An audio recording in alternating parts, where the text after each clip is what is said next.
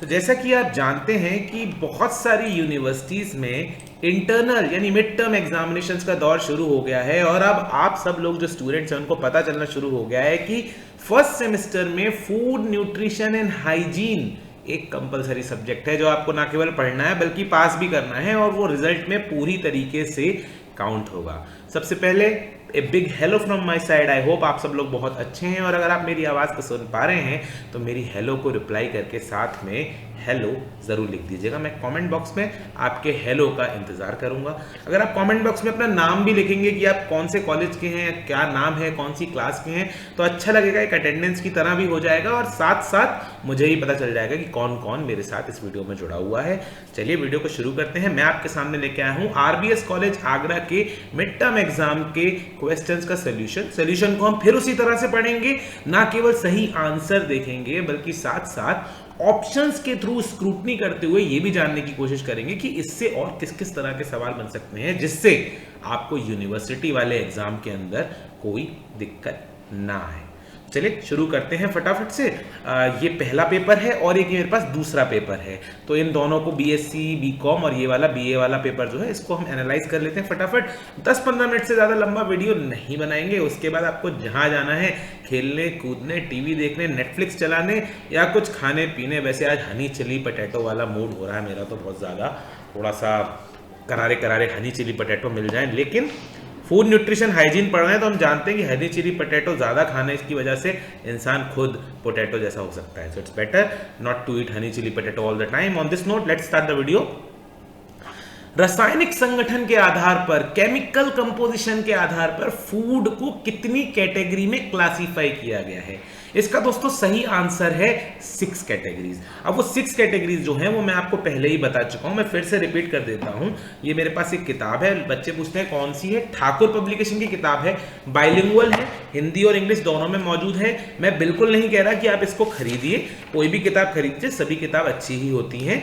और अगर आप ना भी खरीदेंगे तो मैं इतना कंटेंट आपको क्लासेस के थ्रू दे दूंगा कि आपको शायद किताब की जरूरत नहीं पड़ेगी। तो मैंने कहा 6 इसका राइट आंसर है। और वो 6 प्रकार कौन कौन से होते हैं जरा कमेंट में लिख के बताइए जब तक मैं बोल रहा हूं।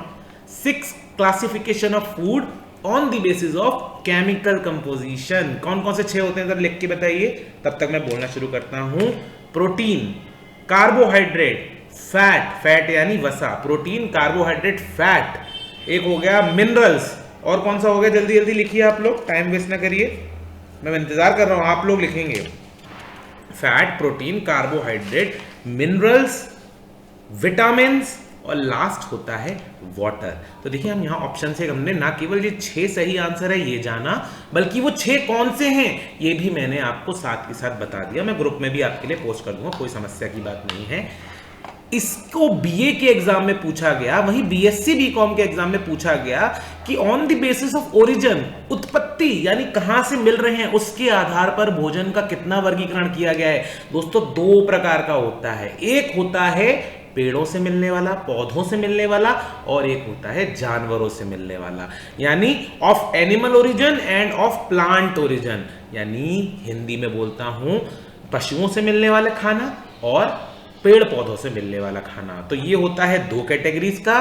केमिकल कंपोजिशन के आधार पे होते हैं 6 कैटेगरीज।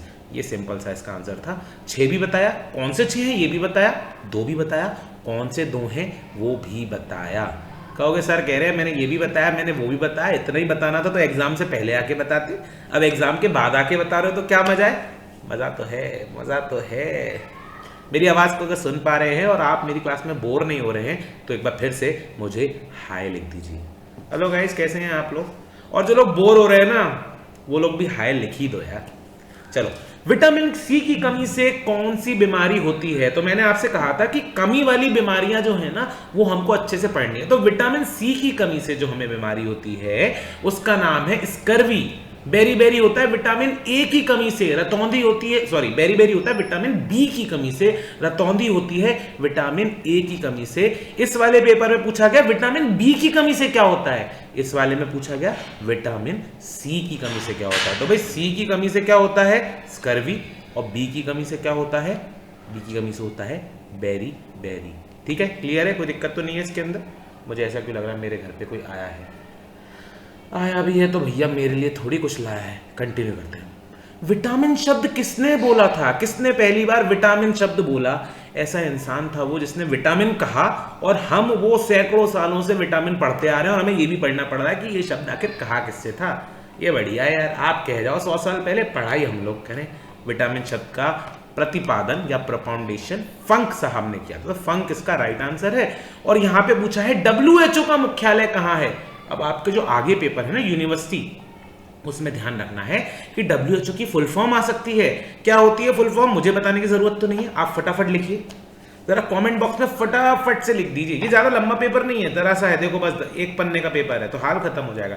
WHO का फुल फॉर्म है वर्ल्ड हेल्थ ऑर्गेनाइजेशन, जिसके मुख्यालय स्थित हैं जिनीवा में। न्यू दिल्ली में किसका मुख्यालय है? ICMR, Indian council of medical research. जरा लिखिए, न्यू दिल्ली में किसका हेडक्वार्टर है? ICMR। इधर क्या पूछा गया? इधर पूछा गया विटामिन शब्द किसने प्रतिपादित किया था, हो गया। निम्नलिखित में से कौन सा पानी में घुलनशील विटामिन है? मैंने आपको बताए थे A, D, E के अलग होते हैं और आपके B और C अलग होते हैं। तो फोर्थ का पूछा है पानी में घुलनशील, यहां वैसे मैंने आंसर की बना रखी है, फोर्थ का है B।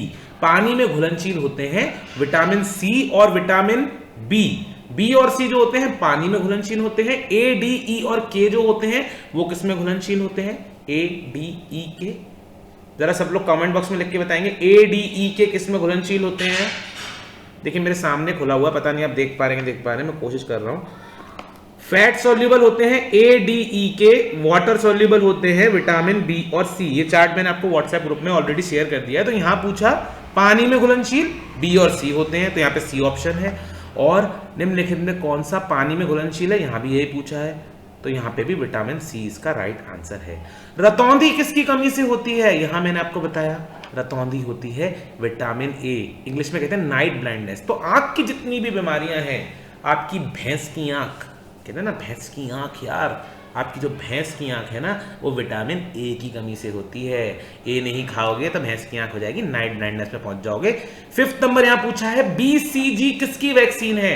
भाई BCG है ट्यूबरक्लोसिस की वैक्सीन। सवाल नंबर 6 पे बढ़ते हैं। हवा, पानी और संपर्क से संक्रामक रोग फैल सकते हैं, सच है या झूठ है? भाई कोरोना वायरस का दौर था, वैसे कोरोना वायरस ने बहुत लोगों को बहुत फायदा भी पहुंचाया, स्पेशली गर्ल्स को बड़ा फायदा हो गया। पहले गर्ल्स क्या करती थी, वो पूरा दुपट्टा बांध के निकला करती थी। लड़के क्या करते थे, हेलमेट के अंदर मुंह छुपा के कहीं पे भी निकला करते थे। अब हम लोगों को अगर कहीं इधर उधर होना है थोड़ा सा, वैसे तो हमारे सारे बच्चे इतने अच्छे हैं कहीं इधर उधर नहीं होते, लेकिन मान लो कोई लड़का है वो घर से निकला और झूठ बोल के क्रिकेट खेलने के लिए जाना है, तो मुंह कैसे छुपाए? तो पहले बड़ा हेलमेट वेलमेट ये सब नाटक नुटक रहता था, अब सीधा मास्क लगाओ, कोई नहीं पहचान रहा। कोई हमारी छोटी बहन है, उसकी फ्रेंड्स ने कहा आज कॉलेज से निकलते में थोड़ी सी एक पार्टी करते हुए चलेंगे। अब पार्टी पे जाने से ये सोचना पड़ा कि यार अगर किसी ने देख लिया, घर पे तो बताया नहीं है, तो ऐसे में क्या हुआ, पहले वो कपड़ा वपड़ा बांध के जाना है या मुंह छुपाते हुए जाना है। कोरोना ने क्या फायदा किया, मास्क पहन के इंसान जाने लगा। तो मास्क के बड़े फायदे हैं, कोरोना से तो बचाता ही है, अगर आपको नजर बचा के चोरी छुप के कोई काम भी करना है ना तो मास्क काम आ जाता है। ऐसा करते हैं ना आप लोग, ऐसा करते हैं ना आप लोग, कहीं पार्टी वार्टी करने जाना है, कहीं की बोल के कहीं और निकलना है, तो आप ऐसा करते हैं ना। लेकिन ऐसा करना नहीं चाहिए, जो भी चीज़ करें घर पे अच्छे से बता के करें, क्योंकि घर वाले हमें अल्टीमेटली जो बोल रहे हैं वो हमारे अच्छे के लिए बोल रहे हैं, है ना, है ना, है ना। अरे हाँ लिखो, हाँ, समझ में थोड़ी आएगी इस उम्र में बात। चलो आगे चलते हैं।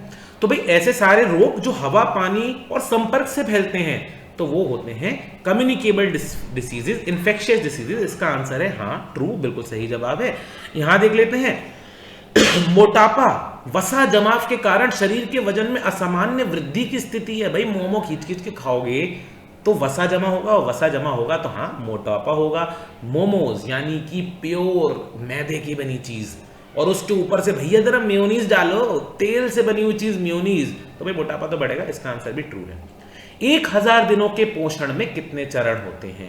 मैंने आपको बताया था ये 1000 दिन जो हैं, ये दिन है बच्चे की गर्भावस्था से, मतलब मां की गर्भावस्था से शुरू होकर बच्चे के 2 साल के हो जाने तक। इन 1000 दिनों को बच्चे के पहले 1000 दिन माना जाता है। इसके टोटल कितने चरण होते हैं? कितने चरण होते हैं? कितने चरण होते हैं? कौन लिख रहा है? राइट, 3 चरण होते हैं, 3 चरण। इधर आ जाते हैं। 1000 दिन के पोषण में कितने चरण होते हैं? बिल्कुल भैया 3 चरण होते हैं। यहाँ एक कॉमन सवाल था क्योंकि इंपॉर्टेंट सवाल था और ये आपकी यूनिवर्सिटी एग्जाम में भी पक्का आएगा। कुपोषण के लिए जिम्मेदार कारक क्या है? कुपोषण मतलब कि आपको खाने की कमी की वजह से, पोषण की कमी की वजह से अगर आपका शरीर कमजोर हो रहा है तो कुपोषित हो रहा है, उसके बारे में यहां बात करें। उसकी जिम्मेदार क्या है कारण? गरीबी, बिल्कुल अगर गरीबी होगी तो शायद अच्छा न्यूट्रिशियस फूड अफोर्ड नहीं कर पाएंगे। भोजन की आदतें, हमारी मम्मी कहती है भिंडी खा ले, नहीं खाऊंगा, भिंडी कौन खाता है यार, मम्मी क्या बात कर रही हो, हम तो गोलगप्पे खाने वाले आदमी हैं। बेटा रोटी खा ले, अरे रोटी कौन खाता है मम्मी, हम तो पराठे खाने वाले आदमी हैं। बेटा बॉइल्ड चिकन खा ले, अरे मम्मी बटर चिकन खाएंगे, क्या को बॉइल्ड चिकन खाएंगे। भोजन की आदतें, तो ये भी जो होती हैं वो पोषण की जिम्मेदार होती हैं कि हम पोषक तत्वों वाली चीजों को शायद नहीं खाते हैं और ऐसी चीजें जो हमारे शरीर को नुकसान पहुंचाती हैं वो आदतन खाने लग जाते हैं। अनहेल्दी स्थितियां, बिल्कुल निश्चित रूप से अगर आप गंदगी वाली जगहों पर रह रहे हैं या कई जगहों पर हमारे देश में चैलेंज भी है गरीबी इलिटरेसी की वजह से, तो ऐसा होता है। तो सभी इसका सही आंसर है। 8th पढ़ लेते हैं यहाँ पे, इनमें से कौन सा एक प्रकार का पोषण नहीं है? पूछ रहा है एक प्रकार का पोषण नहीं है। कुपोषण बिल्कुल होता है। अति पोषण यानी जो ज्यादा खाते पीते हैं हम जैसे लोग। अल्प पोषण यानी जो कम खाते हैं तुम जैसे लोग, तुम जैसे मतलब वही जो पतले सूखते वाले। अर्ध पोषण नाम की कोई चीज नहीं होती है। तो अर्ध पोषण एक प्रकार का पोषण नहीं है। वसा में घुलनशील कोई भी 2 विटामिन लिख दीजिए। फैट सॉल्युबल विटामिन मैंने आपको बताया होते हैं 4, A, D, E, K। तो इन 4 में से अगर आप कोई भी 2 लिखते ना, आपका आंसर सही हो जाता है। यहां क्या पूछा है? सेम पूछा है, any 2 vitamin soluble in fat, A, D, E और K 4 होते हैं, B और C वाटर सॉल्युबल होते हैं यानी पानी में घुल जाते हैं। अगर आप A, D, E और K में से कोई भी यहां लिख देते तो आपका आंसर सही हो जाता। मैंने दूसरे की लड़ाई में अपनी टांग फसाई। Food safety and standards authority of India इसकी फुल फॉर्म है। अगर आप लिख के आए होंगे food safety and standardisation authority of India, तो आपको भैया फुल मार्क्स मिलना तय है। इधर देख लेते हैं MDMP। MDMP, मेरा दिमाग महापागल है, मेरा दिमाग महापागल। मैं पागल, मेरा दिल मेरा प्यार। नहीं भाई, ये K3G कहो ना प्यार है, इसकी शॉर्ट फॉर्म इस तरीके की नहीं है, ये है mid day meal programme. MDMP is mid day meal programme. तो मिड डे मील प्रोग्राम क्या होता है? आपके पेपर में ऐसे ही सवाल पूछ सकता है यूनिवर्सिटी में कि बच्चों को स्कूल में दिन में मतलब मॉर्निंग के टाइम पे 11-12 बजे ब्रेक के समय पे खाना खिलाने की जो स्कीम है उसको क्या कहते हैं? MDMP, mid day meal programme कहते हैं। यहां यह भी पूछ सकता है ऐसी संस्था जो भारत में फूड सेफ्टी इंश्योर करती है, खाद्य सुरक्षा, वो कौन है? Food safety and standards authority of India. ठीक है, चलिए आगे बढ़ते हैं। विटामिन सी को किस रूप में जाना जाता है? विटामिन सी को क्या कहते हैं? मैंने आपको बताया था एस्कॉर्बिक एसिड कहते हैं। आयोडीन को आयोडीन ही कहते हैं। रेटिनॉल किसको कहते हैं? रेटिनॉल, रेटिना होती है आंख के अंदर। नहीं खाएंगे रेटिनॉल तो भैंस की आंख हो जाएगी। Vitamin A. ठीक है, इधर देखते हैं क्या पूछा है। कोविड-19 किस प्रकार का डिजीज है? संचारी है। संचारी मतलब एक दूसरे से दूसरे में फैलने वाला, बिल्कुल यही इसका सही जवाब है। गैर संचारी बिल्कुल भी नहीं है। भाई दिल की बीमारी हो जाए किसी को अगर, तो वो गैर संचारी है। मेरे दिल की बीमारी तुम्हें कैसे, नहीं, मेरी दिल की बीमारी तुम्हें भी लग सकती है, ये वो वाली दिल की बीमारी की बात नहीं हो रही है। ए बच्चों सुन रहे हो ना? ओए छोटे भाइयों और बहनों प्यारे से सुन रहे हो ना? ये वो वाली दिल की बीमारी की बात नहीं हो रही है जो एक से दूसरे को फैल जाती है। नहीं, ये एक्चुअल वाली बीमारी पढ़ रहे हैं। तो दिल की बीमारी एक से दूसरे को नहीं लग सकती ना, हवा से, थूक से, बात करने से, छूने से। बट कम्युनिकेबल डिसीज है कोविड-19, ये वो दिल की बीमारी से कंफ्यूज मत होना। हेरिडिटरी बीमारियां ऐसी बीमारियां होती हैं जो कि आपको अपने पेरेंट्स से या आपके परिवार में चली आ रही हैं। डायबिटीज होती है एक प्रकार की। और इसका गलत जवाब है, संचारी रोग इसका सही जवाब है। लास्ट क्वेश्चन पे आ गए भाई। अच्छी भूख, चमकदार आंखें और साफ त्वचा के क्या मतलब है? अच्छी भूख, अरे सर मैं तो इतना खाता हूं कि मेरे घर वाले परेशान हैं। चमकदार आंखें, ये देखो जैसे ही मैं देखता हूं कहीं पे गोलगप्पे भल्ले बनते हुए मेरी आंखें चमकदार हो जाती हैं। साफ त्वचा, वो था ना वीको टर्मरिक नहीं कॉस्मेटिक, वीको टर्मरिक आयुर्वेदिक क्रीम। आइए सब मिलके गाते हैं कील मुहासों को जड़ से मिटाए, हल्दी चंदन के गुण इसमें समाए, त्वचा की रक्षा करे आयुर्वेदिक क्रीम, विकोटर्म। यार साथ में गाना है, कम ऑन। आपके घर वाले कहे कि बच्चों को क्या हो गया वीडियो देखते देखते, विकोटर्मरिक आयुर्वेदिक क्रीम। तो आयुर्वेदिक क्रीम लगाएंगे तो साफ त्वचा भी मिलेगी आपको। खैर, अगर आप अच्छी भूख रखते हैं, आपकी आंखें चमकदार है, आपकी त्वचा साफ है, तो इसका मतलब आप फिजिकली हेल्दी हैं।